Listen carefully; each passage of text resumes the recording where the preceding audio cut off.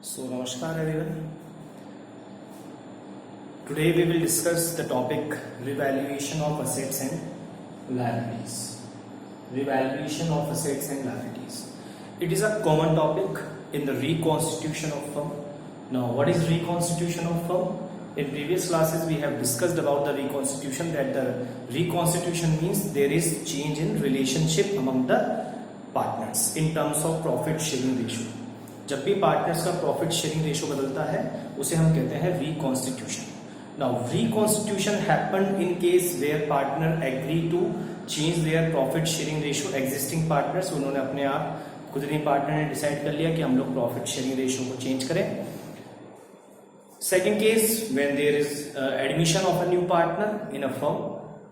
And third case when existing partner retires or died in the firm. So in all cases we have to revalue the assets and liabilities of a partnership firm. Now what is the need of revaluation? क्यों करते हैं हमें ये सीखना है. सबसे पहले तब हमें समझ में आएगा कि हमें कैसे पढ़ना है, क्या पढ़ना है. देखिए बेसिकली द प्रॉब्लम इज कि जब भी रेशो बदलता है, चाहे वो पार्टनर आपस में ही बदल रहे हों, चाहे एडमिशन किसी पार्टनर के होने की वजह से बदल रहा हो, चाहे रिटायरमेंट की वजह से बदल रहा हो, क्या होता है जब रेशो चेंज होते हैं तो जो एग्जिस्टिंग पार्टनर हैं, पुराने पार्टनर हैं, उनका जब हिस्सा, उनका जो शेयर है वो बदल जाता है. तो शेयर बदलने की वजह से कहीं ना कहीं ये प्रॉब्लम आती है कि जब फ्यूचर में कोई चीज बांटी जाएगी, पुरानी चीज फ्यूचर में डिस्ट्रीब्यूट की जाएगी, तो उन्हें लॉस होगा, उन्हें हिस्सा कम मिलेगा. जिनका हिस्सा कम हो रहा है और जिसका हिस्सा बढ़ रहा है उसको हिस्सा ज्यादा मिलेगा. जैसे मान लीजिए मैं एग्जांपल देता हूं. सपोज हमारे पास एक लैंड है, लैंड एक असेट है. अभी हम असेट और लायबिलिटी की बात ही कर रहे हैं. सपोज की लैंड 5 लाख रुपीस का है, ठीक है. अब हमने ये लैंड सपोज 2 years अगो, 2 साल पहले खरीदा था. सो अब जब हमने लैंड 2 साल पहले हमने खरीदा था, 5 लाख रुपए का था. ये 5 lakh rupees book value means जो हमने बैलेंस शीट में शो कर रखी. नाउ हमने इसका रिवैल्यू किया, ठीक है.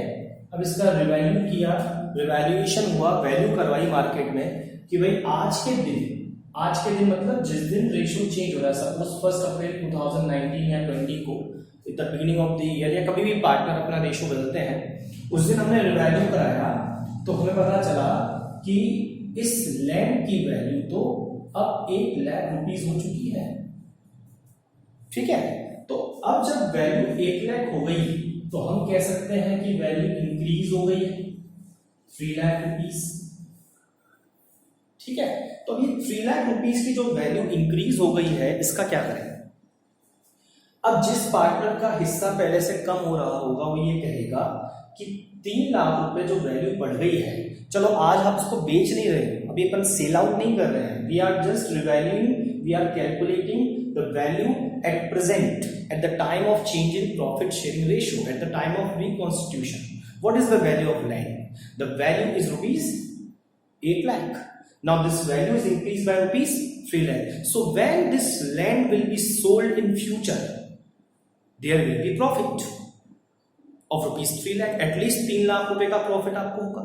सो जिस पार्टनर का हिस्सा बढ़ गया है उसको तो इसमें ज्यादा हिस्सा मिलेगा, और जिसका हिस्सा कम हो गया है उसको वो हिस्सा कम मिलेगा.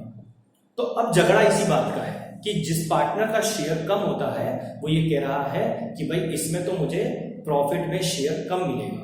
और ये तो एक एग्जांपल हमने सिर्फ लैंड का दिया है, ऐसे बहुत सी असेट लायबिलिटी होंगी, और ये भी पॉसिबल है कि हमेशा प्रॉफिट हो, ऐसा जरूरी नहीं. कुछ असेट पर, जैसे डेप्रिशिएबल असेट है, लैंड तो क्या है कि नॉन डेप्रिशिएबल असेट है, इस पर डेप्रिशिएशन नहीं करता, लेकिन मशीन है, स्टॉक की मार्केट वैल्यू है, डेटर्स हैं, डेटर्स भी डाउटफुल होते हैं, कुछ टाइम निकलने के बाद वो कुछ पैसा आएगा नहीं आएगा डाउटफुल है, तो लॉसेस भी हो सकते हैं. दोनों बोथ आर पॉसिबल, प्रॉफिट और लॉस. तो पार्टनर ही कहते हैं कि ठीक है, इस प्रॉब्लम को सॉल्व करने के लिए हम लोग आज जब रेशियो चेंज हो रहा है, चाहे किसी भी सर्कमस्टांसेस की वजह से हो, we will calculate the revalue the asset and liabilities and the profit there on, profit और लॉस कुछ भी हो सकता है, जो भी प्रॉफिट लॉस होगा because of this the revaluation of asset and liabilities, we will distribute this profit on the date of change in ratio. जिस दिन रेशियो चेंज होगा उस दिन हम बदल इसको बांट लेंगे इस प्रॉफिट लॉस को in old profit sharing ratio, पुराने प्रॉफिट शेयरिंग रेशियो में, सो दैट फ्यूचर का झगड़ा खत्म हो जाए। मेन मुद्दा बार बार एक ही है कि पुरानी चीज को, पुराने प्रॉफिट लॉस को हमें डिस्ट्रीब्यूट करना है। मैं फिर कह रहा हूं, हम किसी असेट लायबिलिटी को सेल आउट नहीं कर रहे हैं, हम जस्ट इसको क्या कर रहे हैं, रिवैल्यू कर रहे हैं। उसका प्रॉफिट लॉस रिवैल्यूएशन करने पर क्या हो रहा है ये कैलकुलेट करेंगे और उसके बाद उस प्रॉफिट लॉस को पुराने पार्टनर्स अपने पुराने ही रेशियो में डिस्ट्रीब्यूट कर लेंगे। क्लियर है? तो अभी आपके लिए हमने एक एग्जांपल सेट किया है, लेकिन अच्छा इसको बता दें कि ये जो चीज है ये होगी कैसे। अब देखो ये तो एक एग्जांपल था कि लैंड की आपने वैल्यू निकाल ली, लैंड एक आइटम था, ऐसे 10 आइटम असेट के हो सकते हैं, लायबिलिटीज के हो सकते हैं, तो एक एक आइटम का प्रॉफिट लॉस निकाल के थोड़ा अलग अलग पार्टनर्स में इंडिविजुअली बांटते रहेंगे। सारा प्रॉफिट लॉस एक साथ कैलकुलेट करने के लिए हम लोग एक अकाउंट बनाएंगे जिसको हम कहेंगे रिवैल्यूएशन अकाउंट। इसी चीज के लिए बना रहे हैं रिवैल्यूएशन अकाउंट, और प्रीवियस वीडियो क्लास मैंने जो आपके साथ शेयर करी थी उसमें मैंने डिस्कस भी किया था कि आप प्रीवियस क्लास जरूर जाकर देखिएगा। इससे पहले हमने उसमें पढ़ा था कि रिवैल्यूएशन अकाउंट इस चीज के लिए, इस पर्पस के लिए बनाया जाएगा, और उसका लॉजिक क्या है कि रिवैल्यूएशन एक नॉमिनल नेचर का अकाउंट है और इसको बनाना बहुत ही सिंपल है। ठीक है, देखिए अकाउंट बनाने के लिए पहले हम डेबिट क्रेडिट का लॉजिक यूज करेंगे। ये अकाउंट की दो साइड हो गई, डेबिट क्रेडिट, ये हमने यहाँ लिख दिया पर्टिकुलर्स, ये रुपीस, ये पर्टिकुलर्स।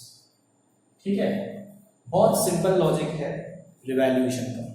क्या होगा रिवैल्यूएशन होने पर? प्रॉफिट और लॉस, दो ही बातें होंगी। ये एक नॉमिनल नेचर का अकाउंट है, the nature of this account is nominal, क्योंकि जितने भी प्रॉफिट लॉस इनकम एक्सपेंस के अकाउंट होते हैं सब नॉमिनल नेचर के होते हैं। अब नॉमिनल नेचर का रूल क्या है? सिंपल सा रूल है कि जब भी हमें प्रॉफिट होगा, इनकम होगी, हम क्रेडिट करेंगे, और जब भी हमें लॉस होगा हम लोग डेबिट करेंगे। ठीक है, तो अगर रिवैल्यूएशन करने पर आपको प्रॉफिट हो रहा है तो पोस्टिंग आप क्रेडिट साइड करेंगे, क्योंकि उस एंट्री में, उस ट्रांजेक्शन में रिवैल्यूएशन क्रेडिट होगा। और अगर रिवैल्यूएशन करने पर हमें लॉस हो रहा है तो लॉसेस डेबिट होते हैं। वहां जाकर हम लोग रिवैल्यूएशन में अकाउंट में डेबिट साइड पोस्टिंग करेंगे, मतलब रिवैल्यूएशन अकाउंट डेबिट हो जाएगा। जैसे छोटा सा एग्जांपल अभी हम लिया कि लैंड की वैल्यू अगर 3 लाख इंक्रीज हो गई तो लैंड एक असेट है। आप दो तरह से एंट्री बना सकते हैं। एक लॉजिक, रिवैल्यूएशन अगर हम कर रहे हैं, लैंड की वैल्यू बढ़ रही है, असेट की वैल्यू बढ़ रही है, हमारे लिए प्रॉफिट है। प्रॉफिट है तो रिवैल्यूएशन अकाउंट क्या होगा? क्रेडिट होगा। रिवैल्यूएशन अकाउंट क्रेडिट होगा बिकॉज प्रॉफिट हो रहा है। तो रिवैल्यूएशन अकाउंट क्रेडिट कब होता है? जब असेट की वैल्यू इंक्रीज हो जाती है या लायबिलिटी की वैल्यू डिक्रीज हो जाती है। लॉस कब होगा? डेबिट कब करेंगे? जब असेट की वैल्यू डिक्रीज हो जाती है और लायबिलिटी की वैल्यू इंक्रीज हो जाती है। ऐसा भी हो सकता है कुछ अनरिकॉर्डेड असेट, अनरिकॉर्डेड असेट्स हम अब रिकॉर्ड करें। पहले पता हमने रिवैल्यूएशन करा तो हमें पता चला कि पहले तो ये असेट हमने रिकॉर्ड ही नहीं करी थी। सपोज एक टाइपराइटर पड़ा था गोडाउन में पुराना, हमने कभी इसको दिखाया नहीं बुक्स में, और अब हम उसको दिखाना चाह रहे हैं तो एक अनरिकॉर्डेड असेट भी हम बुक्स में लाना चाहते हैं। तो अब हमने रिवैल्यूएशन, पता चला कि अनरिकॉर्डेड असेट की भी कोई वैल्यू है, तो हमने इसका रिवैल्यूएशन किया। रिवैल्यूएशन करने पर इसकी वैल्यू आई सपोज 10,000 रुपीज। तो अब हम, हमारे लिए तो एसेट पड़ी रही है, तो हमारे लिए प्रॉफिट है, इसलिए इसको हम क्रेडिट साइड में दिखा देंगे। और अगर ऐसा हो जाएगा कि कोई अनरिकॉर्डेड लायबिलिटी जो अब तक हमने रिकॉर्ड नहीं करी थी उसको अब रिकॉर्ड करना पड़ रहा है, अनरिकॉर्डेड लायबिलिटी, तो ये हमारे लिए लॉस है, क्योंकि पहले तो हमने लायबिलिटी रिकॉर्ड ही नहीं करी थी, अब हम लायबिलिटी रिकॉर्ड कर रहे हैं तो हमारे लिए लॉस है। लॉस इसलिए हम उसको डेबिट साइड में पोस्ट कर देंगे। सिंपल। तो देखो एक लॉजिक तो ये हो गया, सिंपली आप केवल रिवैल्यूएशन पे कॉन्सेंट्रेट कर रहे हैं, आप बाकी चीज पे कॉन्सेंट्रेट ही नहीं कर रहे। रिवैल्यूएशन पर अगर प्रॉफिट हो रहा है तो रिवैल्यूएशन सीआर होगा, और लॉस हो रहा है तो डीआर होगा। ठीक है। दूसरा लॉजिक, अगर असेट की वैल्यू बढ़ रही है, असेट के हिसाब से सोचें, असेट का बैलेंस डेबिट होता है, इंक्रीज हो रही है तो असेट को डेबिट करेंगे, डेबिट ही होता है इंक्रीज होने पर, और रिवैल्यूएशन क्रिएट कर देंगे। इसी तरह लायबिलिटी का बैलेंस क्या होता है, लायबिलिटी का बैलेंस सपोज हम अब लायबिलिटी का बैलेंस क्रेडिट होता है, तो लायबिलिटी का बैलेंस अगर क्रेडिट है, लायबिलिटी इंक्रीज हो रही है तो लॉस है, रिवैल्यूएशन के हिसाब से हम क्या करेंगे, लॉस है तो रिवैल्यूएशन डेबिट होगा। अब दूसरा लॉजिक, लायबिलिटी इंक्रीज हो रही है, लायबिलिटी का बैलेंस क्या होता है, सीआर, लायबिलिटी हो रही है इंक्रीज, लायबिलिटी का बैलेंस होता है सीआर, तो लायबिलिटी को सीआर ही करेंगे और फिर रिवैल्यूएशन डीआर कर देंगे। तो दोनों लॉजिक से हम एंट्री बना सकते हैं। इसी तरह असेट की वैल्यू अगर डिक्रीज हो गई, असेट का बैलेंस डीआर होता है, वैल्यू कम हो गई सीआर कर देंगे और रिवैल्यूएशन डीआर हो जाएगा, तो डीआर में पोस्टिंग हो जाएगी टू असेट। इसी तरह लायबिलिटी की वैल्यू अगर बढ़ रही जो है, लायबिलिटी की वैल्यू डिक्रीज हो रही है, लायबिलिटी का बैलेंस होता है सीआर, लायबिलिटी कम हो रही है, क्या कर देंगे, डीआर, अपोजिट कर देंगे, रिवर्स कर देंगे, लायबिलिटी डीआर हो जाएगी, रिवैल्यूएशन सीआर हो जाएगा, ये हमारी प्रॉफिट है, तो रिवैल्यूएशन के सीआर साइड में पोस्टिंग हो जाएगी by liability. Is it clear? तो इस तरह हमारा रिवैल्यूएशन अकाउंट बनता है। ठीक है, तो अब हम इसको समझते हैं एक एग्जाम्पल से। एग्जाम्पल मैंने आपके लिए दिया है पहले, आप एग्जाम्पल देख सकते हैं बोर्ड पर ताकि आपको ये टॉपिक समझ में आए। देखिए एग्जाम्पल है, ए बी सी पार्टनर है, प्रॉफिट लॉस को शेयर करते हैं 3:1 में। Now they decided to change ratio with effect from 1 April 2019। अब यहाँ केस क्या है कि इन्होंने अपना रेशियो चेंज कर दिया है। इसकी जगह कोई नया पार्टनर भी आ सकता था, कोई रिटायर भी हो सकता था, किसी की डेथ भी हो सकती, तब भी सॉल्यूशन सारा क्वेश्चन वैसे ही बनता। ठीक है, तो अब इन्होंने रेशियो क्या कर लिया है, to share profit and loss equally in future, ठीक है, फ्यूचर में ये लोग प्रॉफिट लॉस को इक्वली डिस्ट्रीब्यूट करेंगे। On that date balance sheet of firm was as follows. उस दिन जिस दिन रेशियो चेंज हो रहा है उस दिन फर्म की बैलेंस शीट ये रही, ये एज ऑन 1 अप्रैल 2019 की बैलेंस शीट है। उस दिन हमारे पास कैश है 10,000 का, डेटर है 15 के, स्टॉक है, मशीन है, बिल्डिंग है, ये सब की वैल्यू आपको दिख रही होगी। ये हमारे पास वैल्यूज है।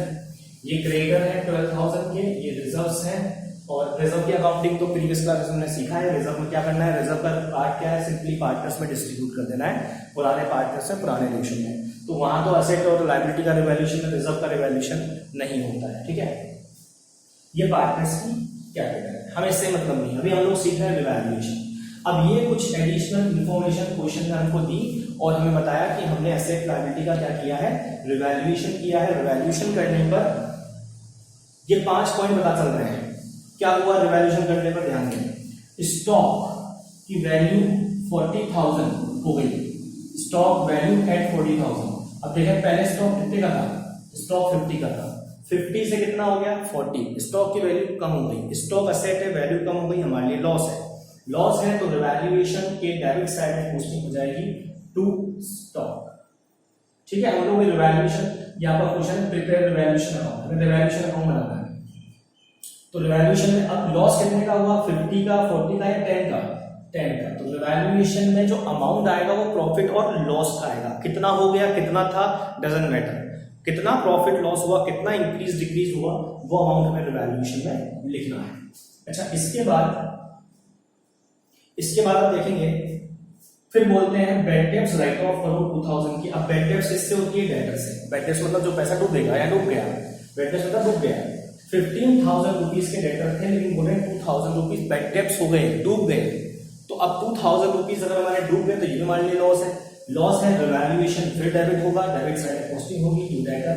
और दूसरे हिसाब से सोचें तो डेटर एक असेट है, असेट की वैल्यू कम हो रही है तो डेटर तो हो जाएंगे सीआर और रिवैल्यूएशन हो जाएगा डीआर।